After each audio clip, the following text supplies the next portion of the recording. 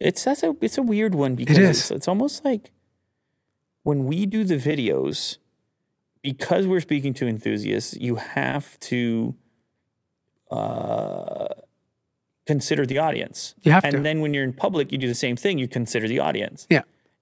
And it's a hard bridge there to figure out the difference between the enthusiast viewer and the public, and then to walk that line of information. It's one of the reasons, actually, that I don't really do reviews. Like, I don't really tell you if something's good or bad. Right.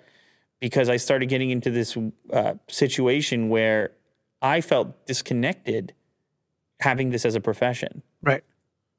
That the old version of me, the regular me, would have been more capable of giving you a recommendation than the established version. Right. Because now phones are just showing up. Yeah.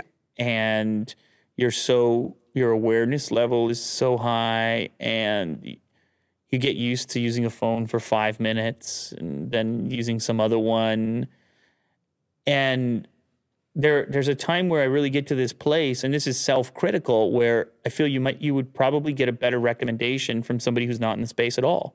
Yeah. I mean, they'll maybe not a better recommendation, but I definitely think they'll offer a different perspective, a fresh perspective, right, than the typical tech YouTube, because they're coming into it with fresh eyes, right? Whereas we're kind of like, hey, we know to look for this and that and this and that. This year it's a little bit better, but like they might see something that we don't because they're coming from like, it's like a child, right? Like they just experience the world for the first time, right? So they sometimes say things that you just don't expect, right? It's the same sort of idea with the fresh perspective from someone who's not in the tech space. I think I'm going to go back to my food analogy. Okay. You have a food critic. Yep. Goes to fancy restaurants, Michelin star, whatever, and then writes a report on it, a review, and you read it as an average person who probably typically doesn't dine at a place with $200 steak. It has limited usefulness to you. It's nice to know it's at the peak. It's at the far end of the spectrum. It's like when I have a luxury car in here or something. Right. But the usefulness has actually shrunk because of the exclusiveness. On the flip side, the Yelp reviewer or Google on a restaurant is like you. Right. They're a person with similar experiences, expectations. They get pissed off if they waste their money on a trash cold meal. They are looking for value more so. They're much more inclined towards the cost of the thing. Is there a wait to get in? Do I need really regular stuff? Right.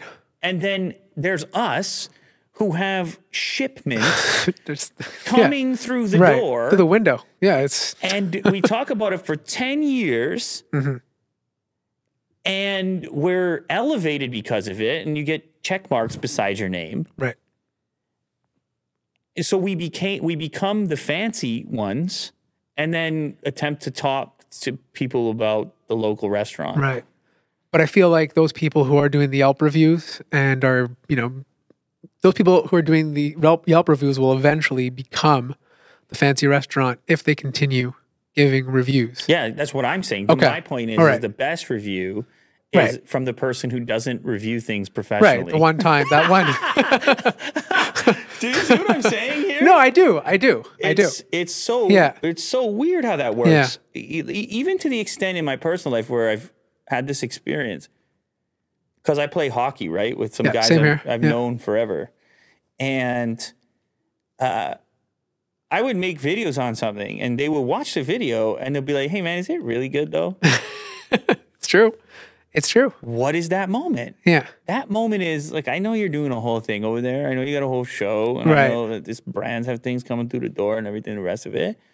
But, like, I want the real information. Yeah. Do I buy it or not, Lou? Please give me the real information. Right. And that's how you know something's broken. Right. People who trust you in real life are saying, can I have some real life? Yeah. Because social media has grown to an extent where for the average person, looking at someone who does it professionally feels so disconnected from their movement through life. Yeah.